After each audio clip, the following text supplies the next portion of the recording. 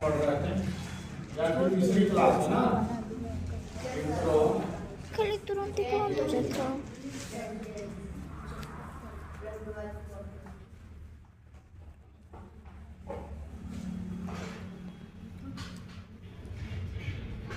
पहला ट्रांसलेशन देखते हैं, ध्यान से देखिएगा, समझेंगे अवश्य समझ में आएगा कि क्या प्रिया उस बाग में टहल सकती है।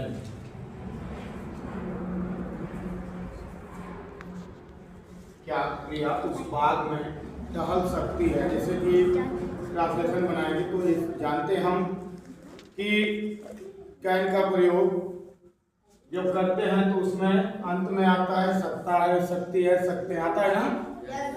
हाँ ठीक है। तो ऐसे में जब हम ट्रांसलेशन बनाया जाएगा तो सबसे पहले लिखेंगे क्या, ठीक है ना।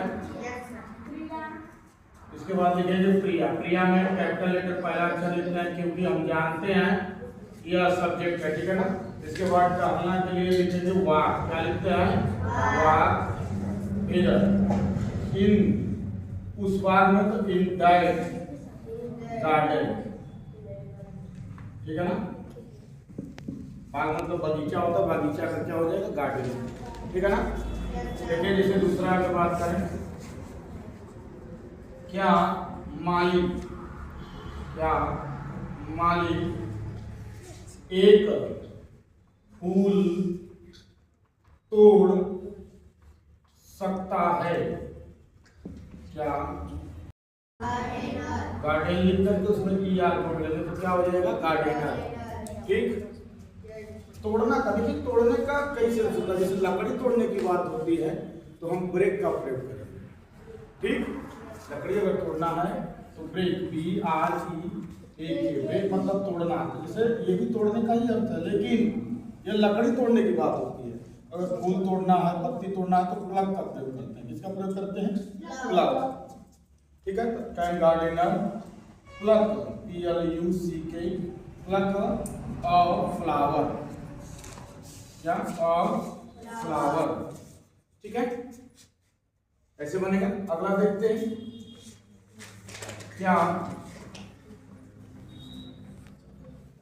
सोहन उस घर में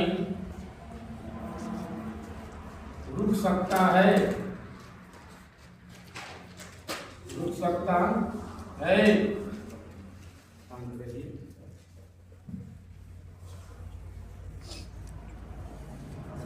क्या लिखेंगे, कैन। इसके बाद लिखेंगे सोहन। कैन के बाद क्या लिखेंगे, सोहन रुक सकता है। तो स्टॉप नहीं लिखेंगे, ठहरने की बात हो रही है, रुकने की बात हो रही है तो स्टे का प्रयोग कर लेंगे। क्या प्रयोग करेंगे, stay. Can Sohan stay in उस घर के, घर दूर है तो डैड की होगी बात, इन डैड हाउस, इन डैड हाउस, ठीक है। और अंत में क्या लगा लेंगे, प्रश्नवाचक, ठीक है।